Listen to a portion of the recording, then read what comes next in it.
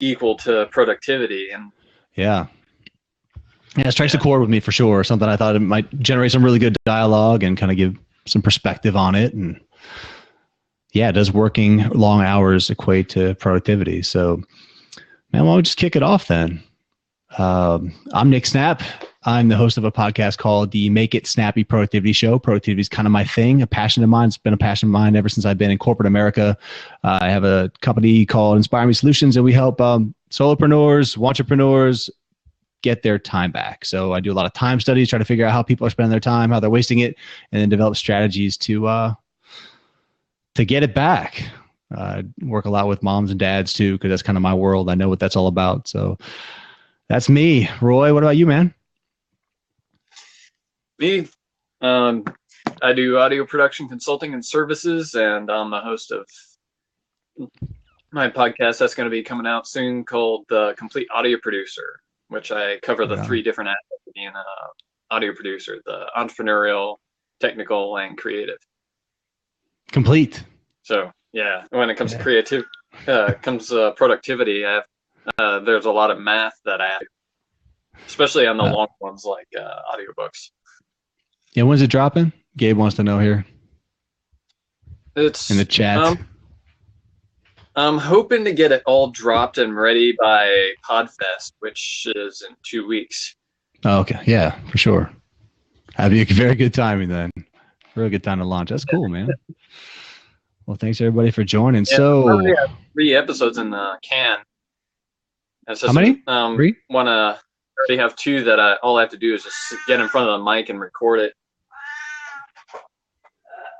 Is the cat going to be on the podcast? Maybe. He's he likes since I've been out most of the day, he's catching up on the food that he was expecting. Right. Right now, finishing up on dinner. All right. Well, if anybody else wants to call in, feel free to do so at any time you're comfortable. So what do you think? I mean, do you think that, there's Gabe. Awesome. Hey. There he is. Hey, how you doing, man? I wasn't sure if you wanted me to participate or just... Of course I did. It's good to see you, man. Dude, I saw a Facebook post from you just a couple seconds ago. I told my wife I thought it was her because she's as pregnant, I guess, as your wife is. I mean, they're like right there. My wife's 9 months pregnant, yeah. 9 months, yeah. Wow. Yeah, this is... congratulations. I had no idea. Is it your... Be number 2. 1 or number 2? Okay. I have a 2.5-year-old who's quite a handful. So. Yeah, no doubt, man. I got him potty trained though. That's the good part. Hopefully it lasts. That makes a huge difference. Yeah, man. Well, this will be our 3rd, so we're starting to get kind of used to it. But then you got Jeff over here in the chat, who's got 8 and a grandson. So that's, we just can't even talk about anything when it comes to kids because he's always got to stop every single time. Exactly. So, Gabe, I was glad to see that you sent me a little Facebook message. You said, man, I really don't work, excessive hours. And it's good to see somebody that actually is walking the talk when it comes to running a productive business and not having to be consumed by it as an entrepreneur, because that happens so frequently, I don't work the standard hours, and everybody that works for me, actually, we have a 35-hour work week. We start at 9, end at 4. That's kind of how it goes. Usually we don't, we do work hard during those 7 hours a day though.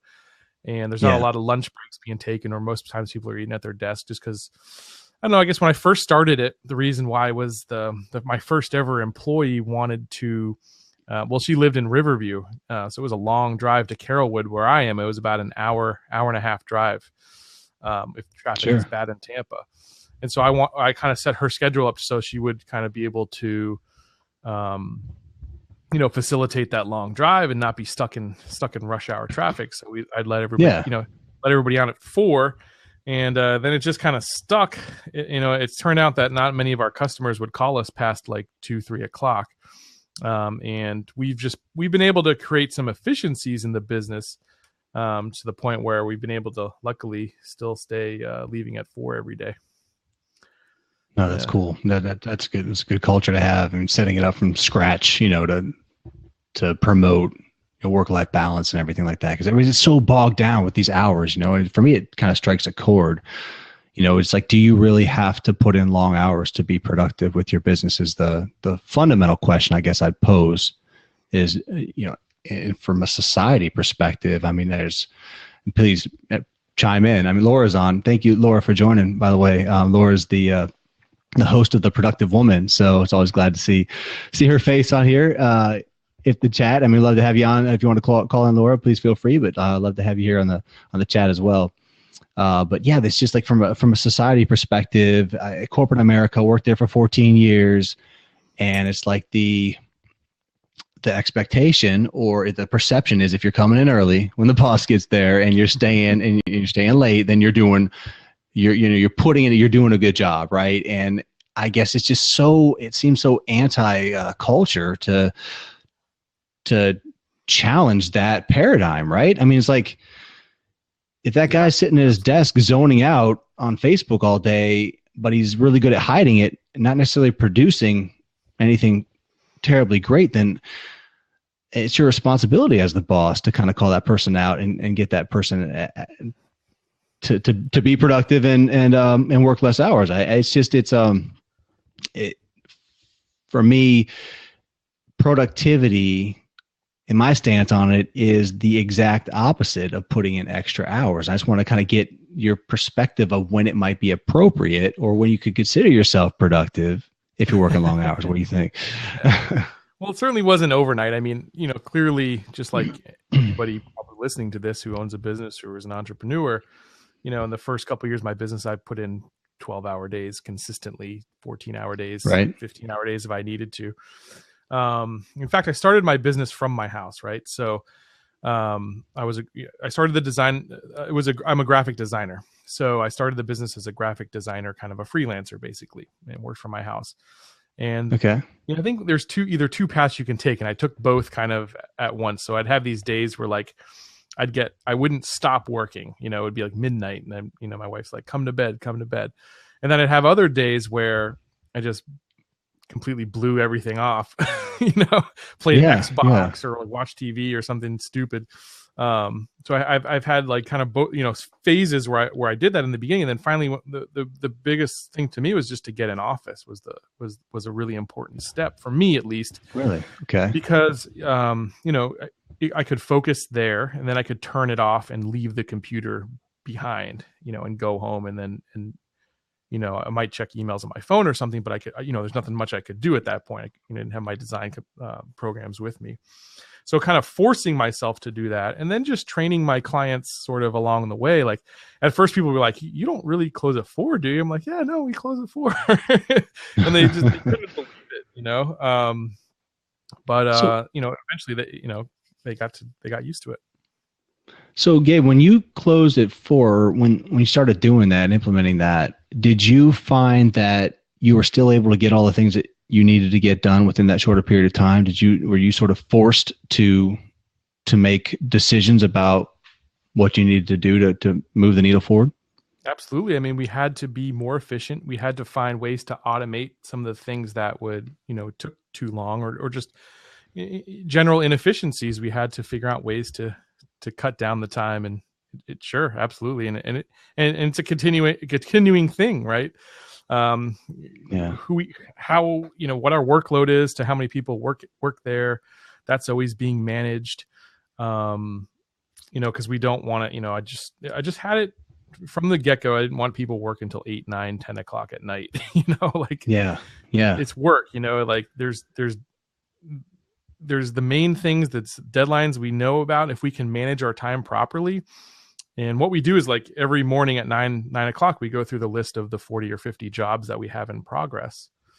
And everybody knows where everything's at, and everything has a deadline. It's very important that we know when those deadlines are. And generally we're promising, I try to keep a balance where we promise, the work.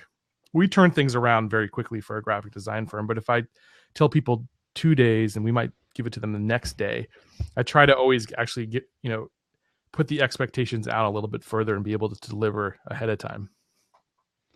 Okay. So, and Jeff's asking here in the chat, what are some of the systems you put in place? Is there something that you found to be the biggest bang for its buck when it comes to your systems from when you were working the longer hours to when you started getting your stride and reducing those hours? Yeah. So, I mean, I think number one was having a good CMS or content, customer management system. We use something called Rike. I'll put the link in here. It's spelled with a W, but what Rike is a really basic and simple project management tool. And we can track all the jobs and all the folders, like I said. And every morning we have that meeting, and we just got into the habit of every morning doing that 9 o'clock meeting. And before we do anything that day, kind of figuring out what the status of all those jobs were. Beyond that, we started to create a database, like an internal database of like all these tasks. Like, so anything that was in my head, I put on paper and but not on paper. We created a wiki. So we created a very simple, you can do this for free with Google. So you can create a Google site, it's called. So it's sites.google.com, I think. Okay. And what sites.google.com is, you can actually create a Wikipedia or a wiki. And so we have this searchable database of knowledge. So anything that I know how to do, now everybody knows how to do. and what my project manager knew how to do, and only she knew how to do, every week, once a week, it's someone's job to actually write one of these entries into our wiki. It's part of the job. So we've built this extremely large database of internal knowledge. That way, when we onboard somebody, like if we take on an intern or we take on a new employee or something, they don't have to start from scratch. They start with something, and then if they have a question, before they even, I mean, of course, we'll answer if they ask us, but they can actually just query the database and get the answer nine times out of 10. Yeah, no, that definitely makes sense. And Nisaj, thanks for joining. This is my wife, Nisaj, here in the box. You're pregnant too. I am. Oh, you know what though? Can you hear me? Yeah. yeah, no problem. Oh, okay. Because I don't have the mic actually. Oh well, it sounds okay right now. Laura asked in the right. So she says she missed the first 5 minutes. She's wondering if this is from the perspective of an entrepreneur or an employee. And from my perspective, in my head, mostly came to be working for a firm as an employee, was where typically you see a lot of those. I mean, you always see obviously long hours as an entrepreneur getting things started. That's kind of the rite of passage, I guess, that when you first get your business started, like you were saying, Gabe, you're working real long hours until you kind of get it figured out. That's definitely one thing. But like when you're an employee, you get in these firms and these this culture of continuously working long hours just because it's the norm and being afraid to leave and all that kind of stuff. And what I have not seen any companies, at least in my 14 years of working, and I know it's only 14 years when I was an employee, for all the companies I worked in. I worked for some pretty big Fortune 500 companies, and I didn't see any cultures where people weren't afraid to leave work on time. if I just kind of make it kind of blunt. So the question would be, well, why is that culture in existence, and what do companies need to do to track productivity accurately, to know that they're getting the most value out of their employees and not just punching the clock? Because tracking time that people are putting in is the easy route, right? But actually tracking progress takes discipline, and holding people accountable to deliverables, all that kind of stuff takes discipline. That is, as your firm grows and grows and grows, you get so much overhead and stuff like that. A lot of that stuff gets lost in the shuffle. So that's kind of my perspective, where I was coming from with this working long hours perspective. So in my time at corporate, especially my last 4 years, I intentionally instituted systems to sort of go against the grain of the culture. And I was pleasantly surprised that as I started to challenge the paradigms of this long hours type thing, that over time, and it took a while, people started, they went from, giving me the ribs of, are you working banker's hours or half days or all that kind of stuff, to a respect. I honestly, at the end of this whole thing, my experience in firms like that is that there was an appreciation there. Obviously, they wanted to know why I could spend only 40% of my time at my desk, for 4 hours a week and still outperform, a lot of people. I'm not trying to like toot my own horn, but there's this paradigm shift of, okay, what do I do with my work? How do I set up the processes and the infrastructure, like you're talking about, Gabe, to automate what I can automate, and then make that critical decision as far as like what's really important, what needs to get done, what's going to move the needle forward from the perception, even the political stuff, like what does my boss really value for this company?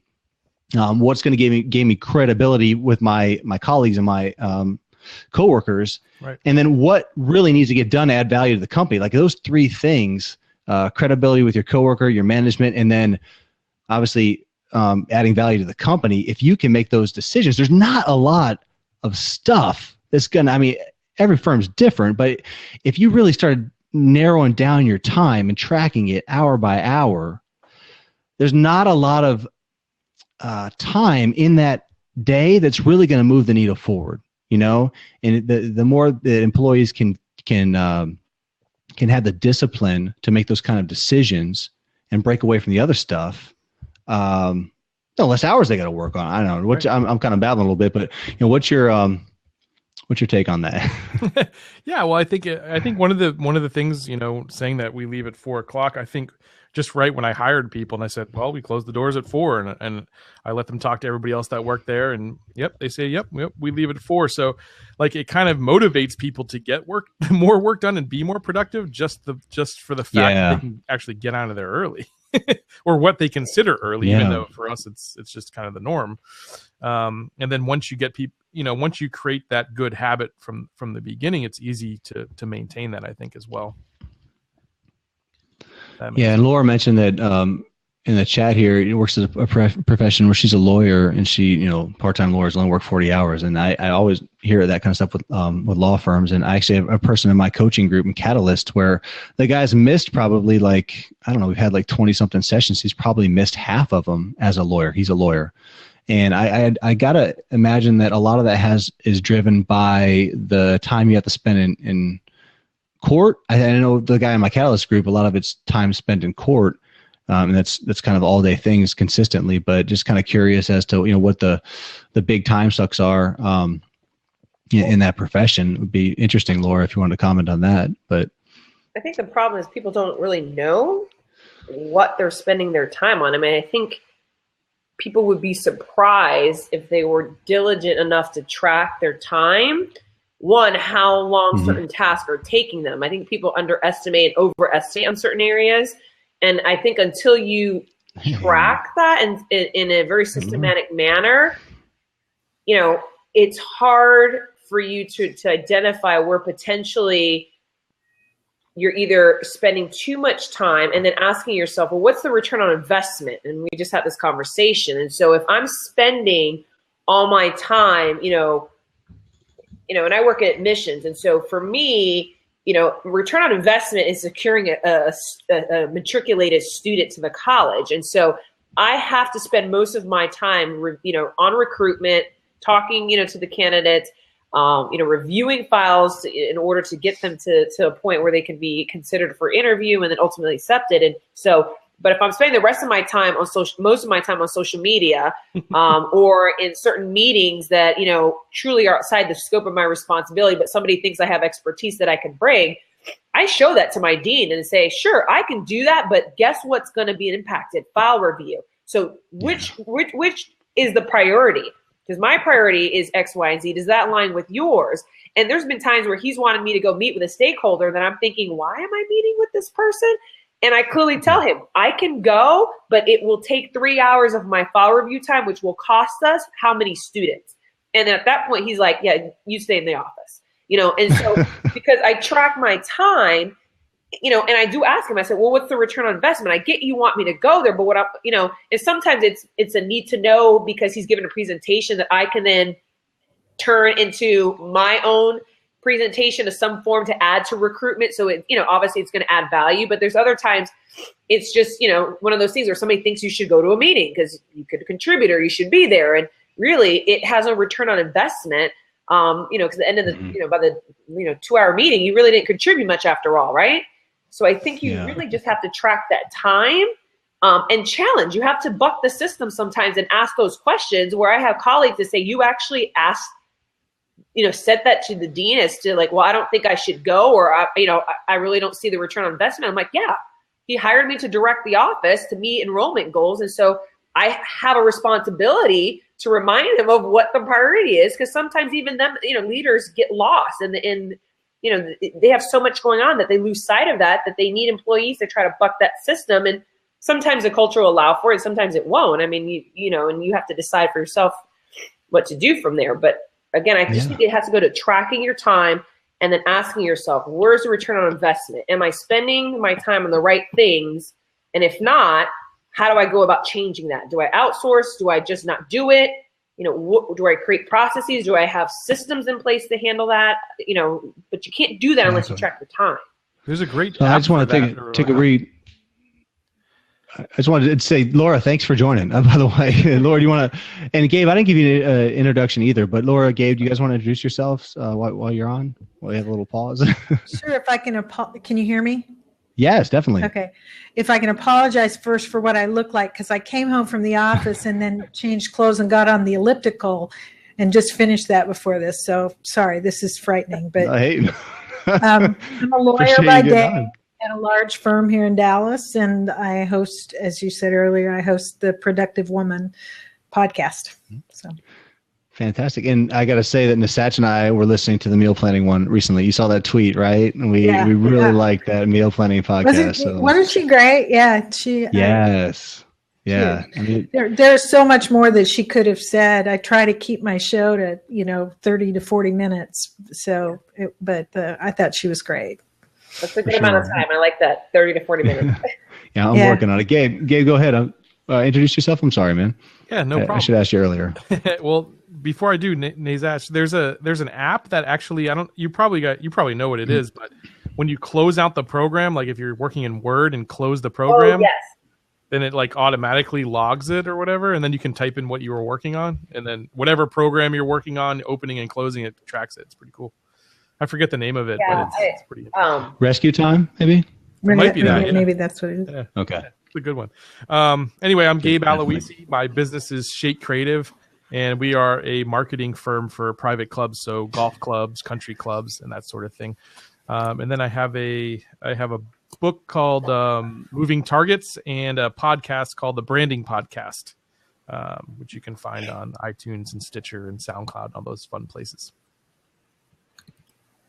Perfect. Well, thanks. Yep. No, Laura, I'm interested in hearing your story a little bit about life as a lawyer and everything you have to go through with all the time sucks and the culture in that industry and everything that you're dealing with right now. Would you mind elaborating?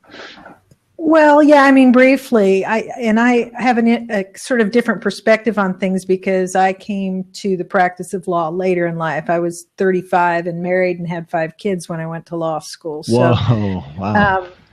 I mean, the challenges are that you are never not working. You are never not on duty. And clients in this, and I should say, I work at a very large law firm. So our clients are, corporations whose names you would know. And, I'm a transactional lawyer, so I generally don't go to court. But our clients' deals are high stakes, multi-million dollar deals, and they pay, pretty big hourly rates for our time, and they expect, maybe not unreasonably, to have access to us pretty much all the time, and they expect us to be able to respond almost immediately. The technology that we rely on is really a double-edged sword because the technology I have, whether it's laptops or my iPhone or, all the other stuff, means that I can leave the office and still be available to my clients, which is a good thing because I can leave the office, but it's a challenging thing because it means they can always find me, and they know they can always find me. And so, lots of things are, the challenge is sort of sorting through the things that come in and evaluating what really is urgent, what really is an emergency that needs immediate response, and what can wait. Yeah. And I would guess that your friend who has missed a lot of sessions, it's not just because you're in court all the time. It's not that lawyers work long hours. It's that we don't have a lot of control over when those hours come. Our clients need their stuff done when they need it done. And if I get a phone call from a client or an email at 4:30 on a Friday saying, I've got it, we just got this happen and it's got to be taken care of by Monday morning. Well, it doesn't matter what I had planned for the weekend. So, and we do track our time, literally in 6-minute increments. Yeah. I have to write down everything I do all day long. It's billable. Billable and non-billable. I'm required to keep track to account for at least 8 hours a day, whether it's billable time or non-billable time. And the tricky thing is, the farther along you get in your career, the more non-billable stuff you have to be responsible for, whether it's administrative or business development or training the younger attorneys or, whatever. So I don't want it to sound like I'm complaining. I knew what I was doing when I went to law school. Right. It wasn't like I just kind of wandered into college out of high school and then out of college into law school. I did it on purpose, Yeah. So you probably have systems set up where you have a lot of work kind of in queue, I'd imagine, to where once the free time comes, whenever it comes, you have a list of things to do, or just you're more of kind of in a holding pattern a lot of times, waiting for things to happen. Or well, not very often. There's always stuff that has to be done. I mean, the hardest thing that I had to learn, one of the hardest things, just on a practical level, when I got out of law school, was to go home even though the work wasn't all done. Because I'm one of those, I like closure, and I would work, keep working and working, thinking, well, I can't go home till this stuff is, everything that, is on my plate is done, but it's never done. Right. And so I, at any given time, I may have a dozen or 2 dozen different deals going for clients. And I live and die by my calendar and my task manager. And I have it on one of my screens. This is terrible. I have 3 screens on my computer screens. 27 inches and a 24 inch. Wow. I actually asked for another one. I had 2, but I was like, a third one would be really nice.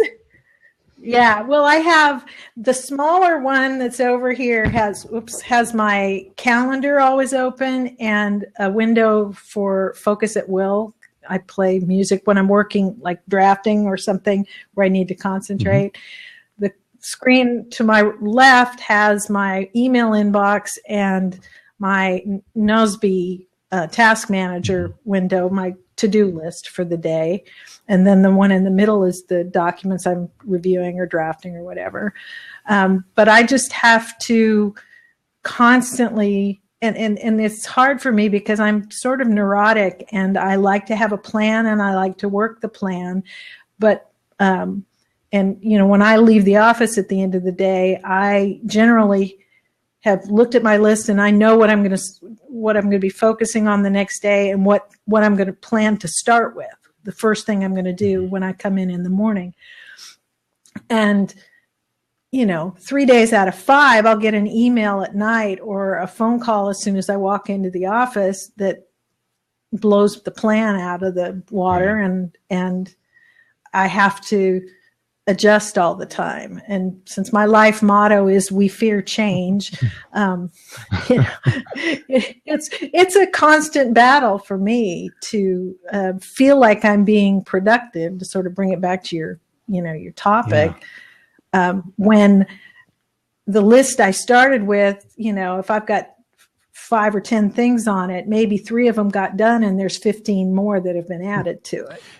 Laura, do you work for somebody or is it your firm? Oh no, I am one cog in a very large machine. I'm an attorney at an international firm with over 2,000 lawyers.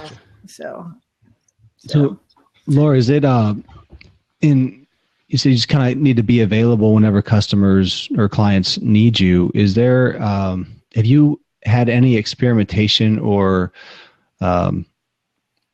any insight on just expectations of clients and whether it's reasonable or if there's room for adjustment in some cases? Have you ever experimented with setting boundaries a little bit, or how does that work? Well, and I do. I make it sound maybe worse than it is. It's not like I work 24 hours a day. Yeah.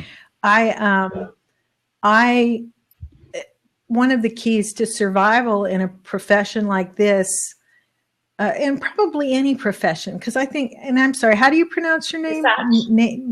Nisach. I love that name. Like you were saying, you have to learn techniques of saying to whether it's a boss or a client, okay, well, you've called me with this new thing that you need done. Remember, I'm working on this thing and that other thing for you. Is this more or less urgent than that? Or learning to ask when they send you something, will tomorrow be okay, or do you need that this afternoon? Or will Monday be okay, or do you need it over the weekend?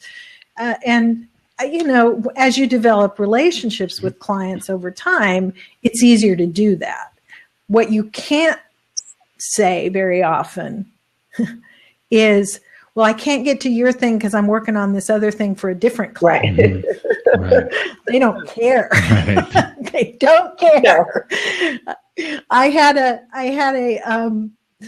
a standing joke with one of my clients that I really liked a lot, the CEO for a real estate company, that he would call and want something done. And if I just had to say, well, I have this other thing I've got to get done, but then I'll get right on it.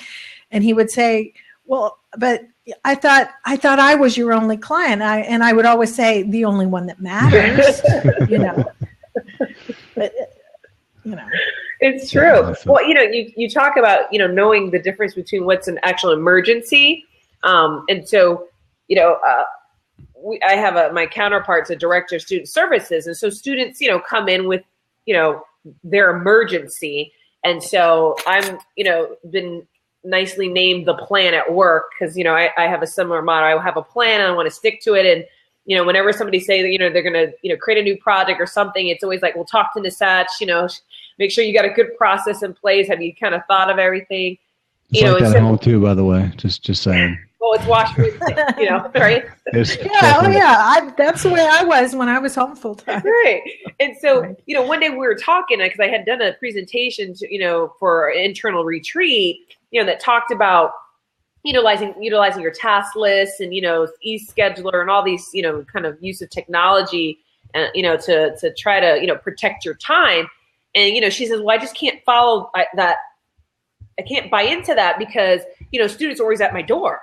And I said, well, I get that. I mean, you want to open door policy. I said, but if everybody's at your door, you also have all these other obligations. I mean, we chair committees. We she has other responsibility, programmatic, responsibilities. And so I said, is it always an emergency? And she was like, well, I go, to the student, it probably is. I go, but really, and sometimes students need assistance in knowing that that's not urgent.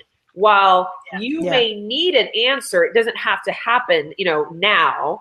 And so I think, I think that's our first step is that, when you kind of have that position where, whether it's clients, students or whatever, where you kind of have to be accessible, I think you do have to create, figure out how do I triage what's really, that emergency versus what can really wait to an open spot the next day or maybe even 2 days out. And so I just, and that's one of those things too, when I get a request is asking people, I hate when I get a request to do something, nobody gives me a deadline or even suggest a timeline. My response back is always, what is the expected timeline? Is there a firm timeline? I said, because, and most times if I don't ask, I'll suggest, based on my current schedule, I can have this done. If I don't hear from you otherwise, my assumption is you're in agreement with that timeline, that date. And so, I think there's some key questions, or,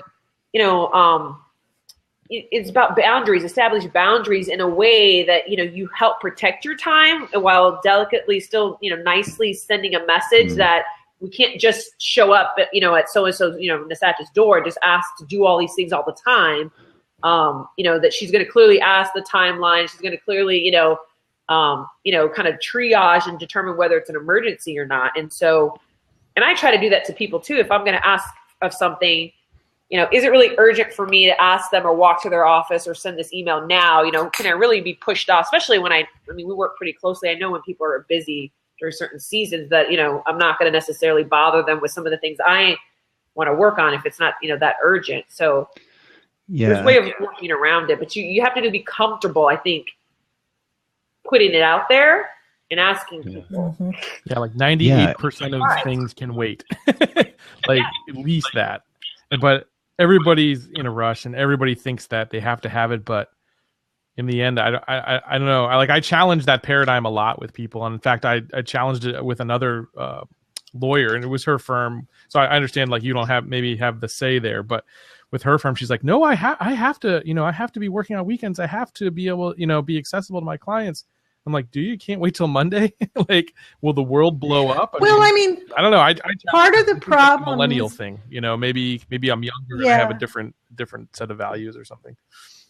Well, there very much is there is a generational difference in the attitudes about that, because, I'm sort of on the tail end of the baby boomer generation, where, you go in and work your tail off and you never say no to the boss, and all that kind of stuff.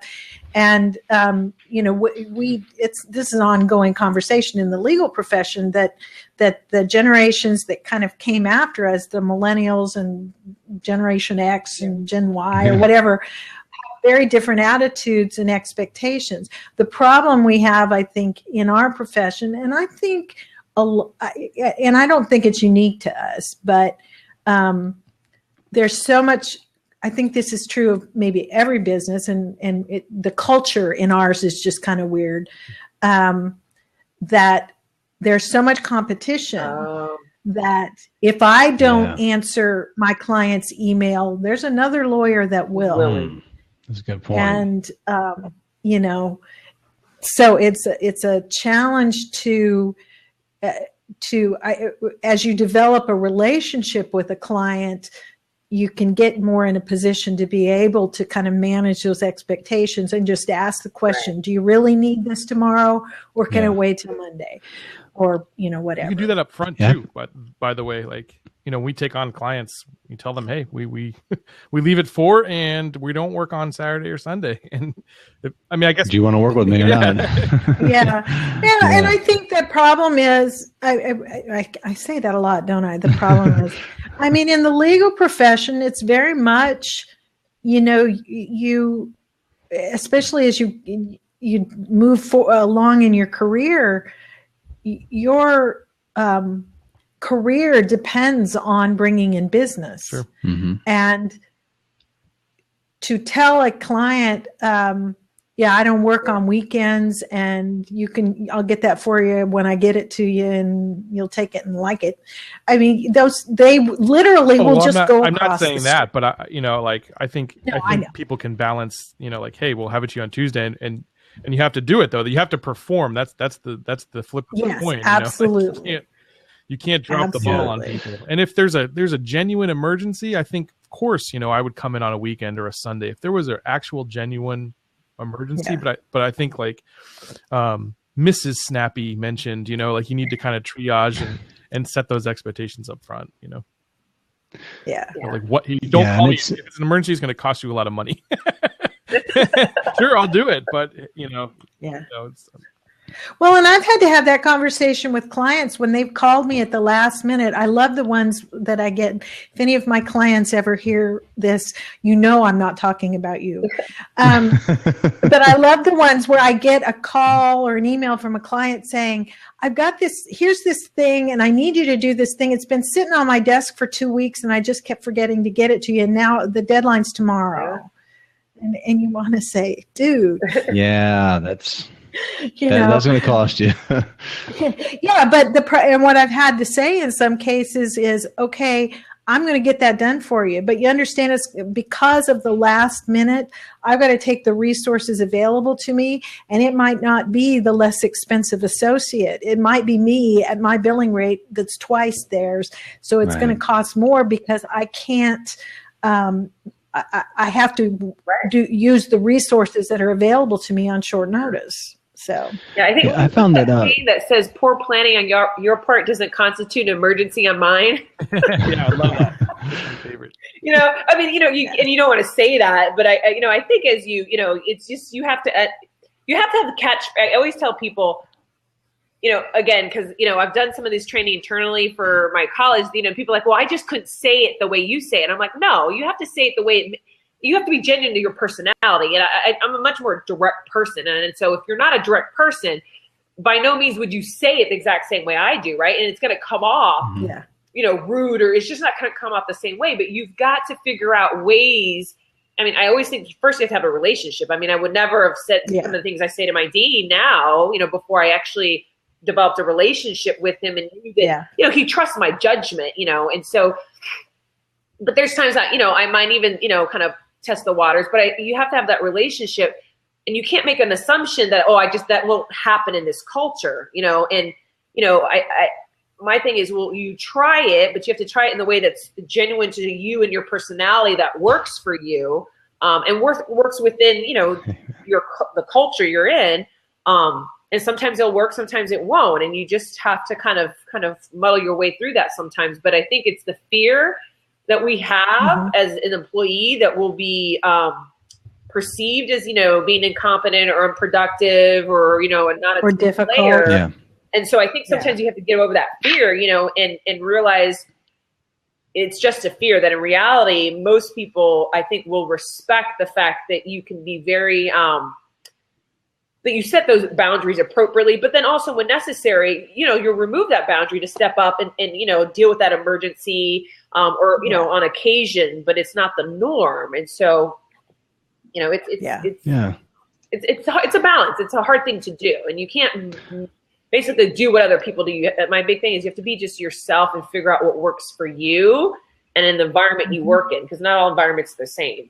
Yeah. Welcome, Deb, and welcome, Clem, who just showed up for about 5 seconds or so. I was going to say that before I forget about when it comes to upfront expectations, one thing I found very helpful is to actually get the client or the associate or colleague to verbalize their expectations, and then if they're actually saying what the expectation is, and basically finding a way to, so say you only wanted to work during the week or till 4 o'clock or something like that, asking the question whether that was reasonable.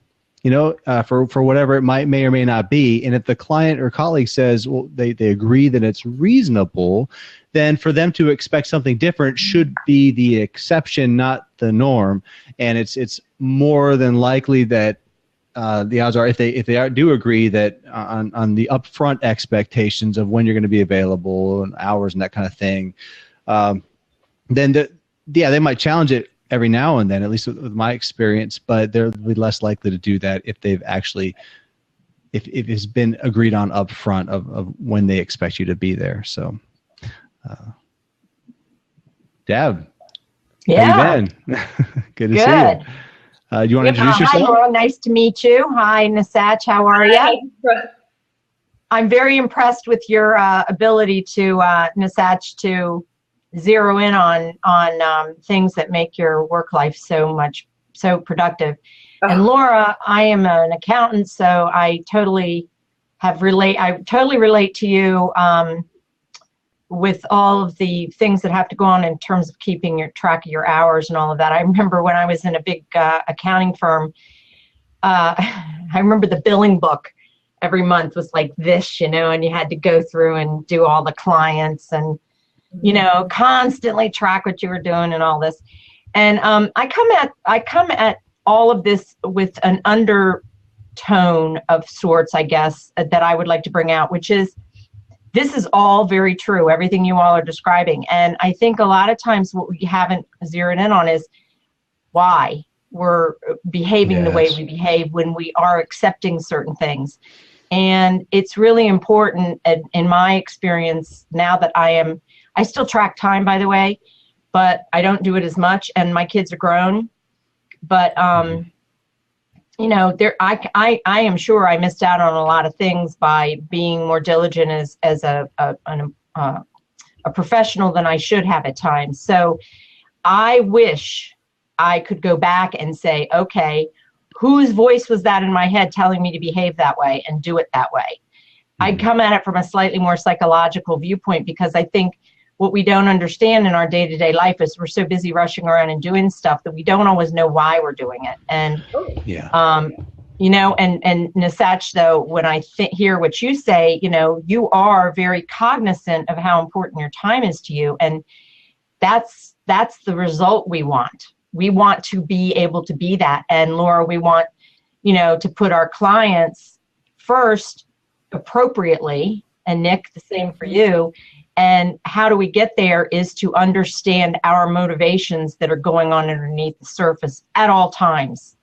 We always got competing things going on in there, and childlike behaviors from carrying back to way back when. And then we don't even sometimes know. And so until we can get a handle on that, I mean, that's something I've been doing lately a lot, is I'm like going through this thing about this little voice that's always in my head. I'm like, whose voice is this? And a lot of times it's not mine. Yeah. And it needs to be mine. I mean, if you can't be in work and doing work that you love and that it makes you happy and motivated, you are in a dead-end job as far as I'm concerned. I don't care what you do. So anyway, there's my little spiel on that. Well, the answer always comes back to the inward. Oh, okay. Bye, Zach. Thanks for joining. Bye. Bye, Laura. Nice watching. Bye, Deborah. Thank you. Good job. The answer always is looking inward, I think. And I say it on my podcast, tagline, I guess if you want to call it that, is productivity for purpose, right? Like, why are we doing the things that we do? What's the end game? You could be as productive as you want, but if it's not really, if it's just to be busy. Look at Clem. Hey, Clem, how you doing? I'm sorry. He's filming the Magic game tonight. Woohoo! I love it. Thanks for taking some time, man. Can you hear us okay? Yeah, got some. I don't think it's working, buddy. You sound like Mickey Mouse. Sorry. Yeah, the audio's a little bit messed up, man. Good to see you, though. That's too bad. Yeah. Here comes Roy's calling in here, so. But yeah, I don't know. I think it's overall to answer Jeff's question. Jeff is a hectic dad 01. He says, well, okay, is it so in the long run, if we're putting in those consistent long hours, are we being productive? And is it okay in the short run for short bursts? I mean, I always look at like anything that I do, I'll bust my behind for the right reasons. For if it all links up and feeds into my overall plan for where I want my life and my purpose to go. And for me, it comes back to family all the time. It's like, if I'm going to work really, really hard and I'm going to put in the 70, 80 hours a week and I have a goal, I have a destination, I know when the end game is because it's going to get me this certain result, then no problem with that. Yeah, the short bursts are completely reasonable, but I think it's the consistent, for me at least, it's if I'm consistently working those hours, taking away from the things that really matter, the purpose, my purpose, then it's for me, it's broken and it's not productive. That's the way I see it. And so I love to dive in and try to figure, okay, well, like you said, Deb, it's like you asking the question, well, why? Yeah, I know, I understand the systems are set up this way and the culture of the office and the clients, et cetera, are such that they expect you to be there. But then, okay, how does that contribute? How is that making you feel? First of all, mentally, and second of all, if you don't like it, and if you don't agree with the way the business is, and you want something different, ultimately that's not what you envisioned for your life, then it might be time to look for a change. But in other cases, like you might just completely love and adore that grind, or not even the grind, I shouldn't say that, but just really get into working for those clients, and you love to serve them, and that's why you're doing what you're doing, and it jazzes you up and it feels good. And I don't think there's anything wrong with it. I guess it's just It all kind of goes back to why are you being productive? I think you're right. And but you also, you touched on something there. There's also that whole workaholism thing. Some of the time we are avoiding other things in our lives, and that is absolutely super important to zero in on that, because a workaholic is no different than an alcoholic. It's just a different choice of drugs. And the other thing is that, we also, we make choices in life, and sometimes there's a reason we did it in the first place. Sometimes you are distressed in other ways, and then you're starting to blame it on the work, when in fact, you could find a way to like the work better that you're already doing. Sometimes you don't want to throw the baby out with the bathwater. You've got something else going on, and you need to really. So really what I'm really saying is, as far as the working long hours, if you're going to work long hours, at least take off a little bit of time and sit there and like meditate and figure out what's going on, and use some of your time wisely that way. Because then you'll really understand it's fine to work long hours if you can, and it works in your life. Yeah, exactly. It kind of reminds me of what I read. One of my takeaways from Tim Ferriss's 4-Hour Work Week, where he was talking about how you should actually shift your focus to more the quality of the work, not the quantity, because you can spend a whole day and get get about 15 minutes worth of work done, but then it still goes back to what are you actually doing with that time? Because and the whole purpose of that book is to just get rid of a lot of the fluff and a lot of the unnecessary time wasters, so that way you can you don't have to spend all of your life working. Yeah, I think it's all about balance. And welcome back, Roy. Roy was on earlier. That's why we didn't do the introduction thing again. But I think it's that balance overall when you look at just the different parts of your life. Like Clem said there, if we're too productive in one area, we aren't showing enough attention to another. I think that something's always going to, I guess, suffer when you're all consumed by something. I've been just completely guilty in the past of just having the blinders on, being all consumed, and nobody could tell me anything different. Like that all or nothing mentality that I took pride in. Like that was my thing. I was in it, and I would drive it to completion. And I'm still kind of like that. I got to fight that. So for me, like this, to figure out how to balance the important things in your life, from your family, your spiritual life, your business. In the relationships, I feel like I'm missing a big completely. Your health, your personal health. Those 4 things for me contribute to an overall fulfillment. And it's so rare that you find somebody or encounter somebody that has that balance. But when you do, I don't know if you guys know anybody like that. I can think of a couple of people. There's this peace to them. Like it's just like it's going to be okay, because they know how much time to appropriately put into different areas of their lives. So what I would add to that, Nick, is I think those people are probably people who have been. It's kind of like the movie star who you think they just came on the scene and they're the movie star, and like, God, look how that just happened to them. No, it was years of work on themselves. Yeah. And you have to kind of look at it as this long continuum of intention. I've often referred to this thing. I think maybe sometimes with you, Nick. This concept of first awareness, then intention, then accountability. So,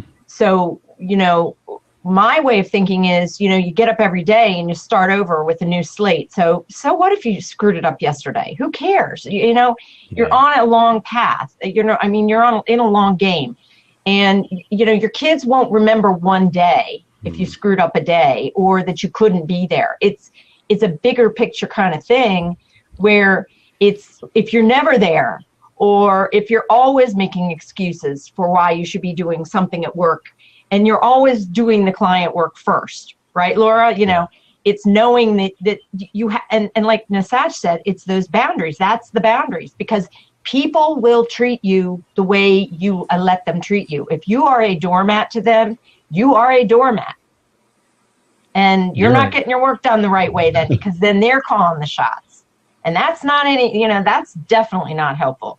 And I don't think ultimately, as much as people will go down the street for somebody, that's fine. Because you know what? Sometimes, I'm not saying all the time, those are people you do not want to be working with anyway. And you need to ferret them out of your life because they're dragging you down, and that is reducing your productivity right then and there. That's most a productivity suck, Definitely. And if I could comment on something that Jeff said here, Hectic Dad 01 in the chat. He says, it's like you have the seesaw, and you're always in balance. You work to achieve the balance, but then you it's only going to happen for a short period of time. And they kind of go back into it. So I'm an engineer, and that kind of, for me, it's the whole process improvement, continuous improvement methodology, right? So like if you do a Lean Six Sigma project to try to get numbers up in a factory, and you address this one little issue, and you put all your focus on it and the number of defects in that particular issue that go down, and you get to your Six Sigma number of defects. One I should know this off the top of my head, but just basically three defects in every million or whatever it is, and it's right. And then the focus goes away from that particular component, and it slides back into steady state, right? Like it's this continuous improvement methodology. You can never stop, and you can never stop with your life and all these different buckets. So yeah, there's going to be that imbalance always, but are you letting those things slide away? Or are you have a conscious awareness of those four buckets that I described earlier? And are you trying to contribute and make the time, be intentional and deliberate about how you make the time in those different areas? I think that's how you're going to have those periods of imbalance, but I think the goal would be to maintain that balance throughout life continuously, and never stop learning and growing. But I wonder if I guess I would ask, what do you mean by balance? Because I'm not sure there is such a thing. I think, we can spend all our time and energy. Yeah, I agree with you, Jeff. We can spend all our time and energy trying to get the perfect balance, but I don't know what that is. It's going to be different for everybody, even if you could figure out what it is. I think you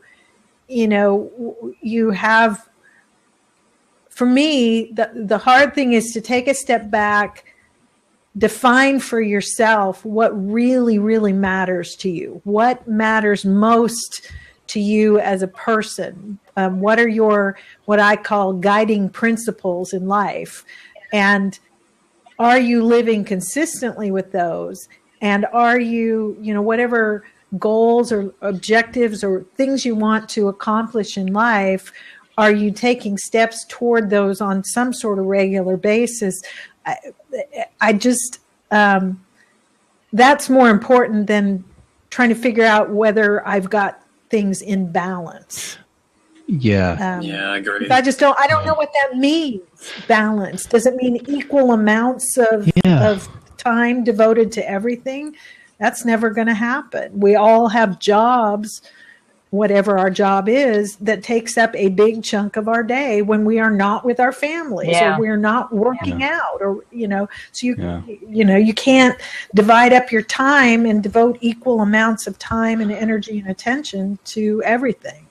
No, I don't think that's the case at all as far as the equal attention. I think it kind of goes by what you're feeling. I think it maybe it's the fact, and I appreciate the comment, Laura. Maybe it's the fact that like that continuous improvement methodology, when you start to see things slipping away in these different areas of your life. I mean, like what does balance everybody? It's not like it's equal parts. It could be like what you said, what we value in life, but I think that if you have an awareness of the areas of these different areas in your life that contribute to, Maslow's hierarchy of needs sort of thing, and if there's an awareness of these different things and they're not neglected, you're probably more likely to notice when they start to slip. And if you can notice when they start to slip, you can take more proactive measures rather than just kind of ignoring them and being all consumed by different areas is kind of the way I see it. My thought about balance is that it's like a sort of a state of mind or something. Like it's something you would maybe aspire to, in the sense that you're looking for you're always keeping an eye on the ball and the prize and the bigger picture of your own life. And therefore, to me, it's that getting up every day and starting over again thing. It's like, it just doesn't always go the way you think it's going to go. And it definitely isn't balanced.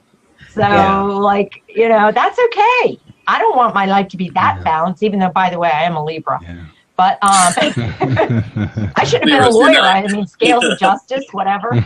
Anyway. Yeah, Clem poses an interesting question. What's your end goal? For me, if I could address it, Clem, I'm not sure there is an end goal. I mean, I think that there needs to be a continuous refinement. And somebody said, maybe it was you, Roy, was it you or Jeff who said enjoying the journey is part of the process? And that's just something that's just so neglected in our society. So we always want that, like that end game, that carrot, golden nugget at the end of the journey. But it's when you have that peace and that contentment with where you're at. Yeah.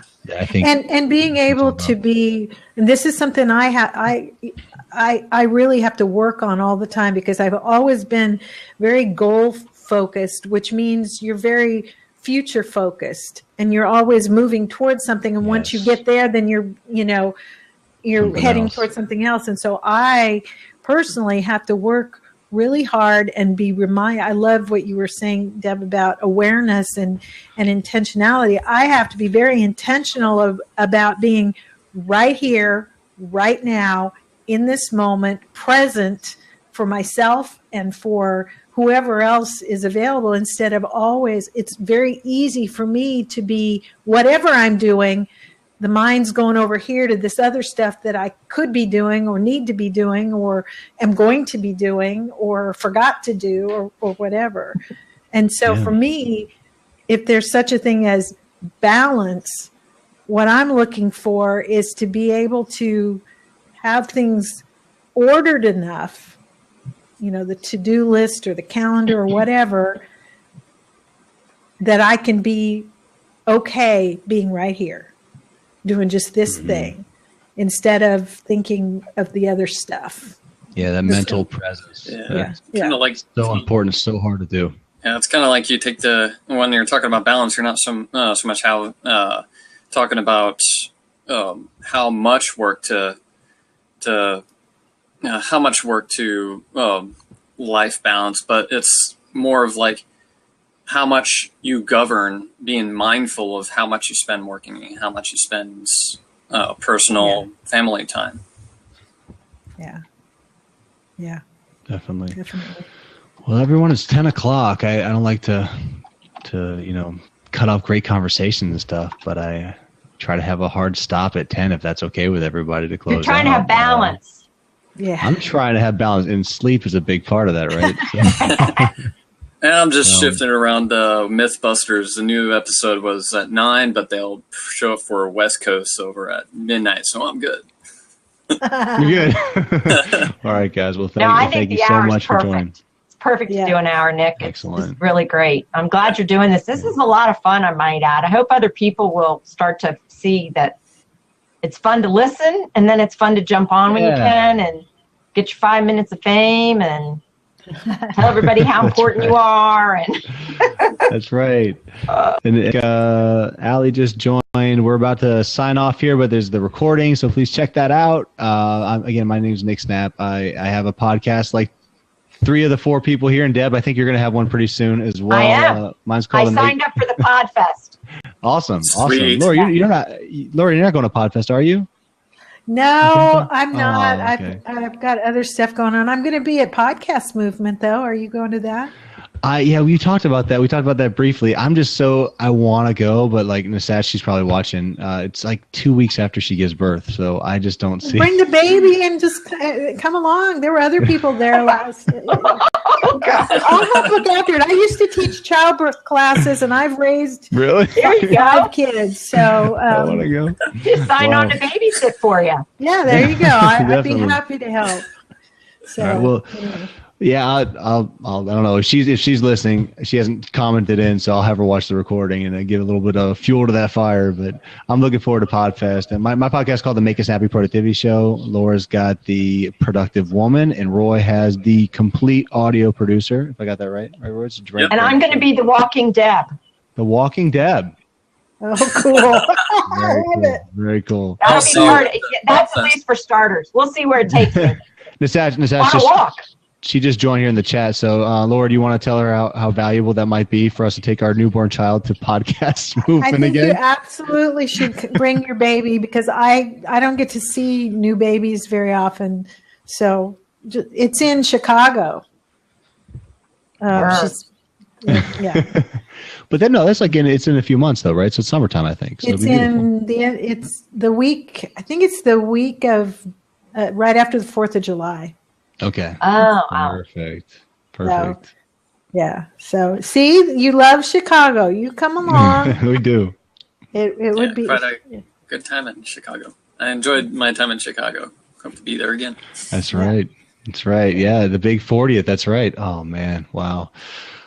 All right, guys. On that note, I guess we'll sign off. Thank you so much. Thanks for letting me. Hi, everybody. Talk to you next later. week. All right. Bye. See you next week. See you next week. Oh yeah, finally this microphone worked. Yeah, no doubt.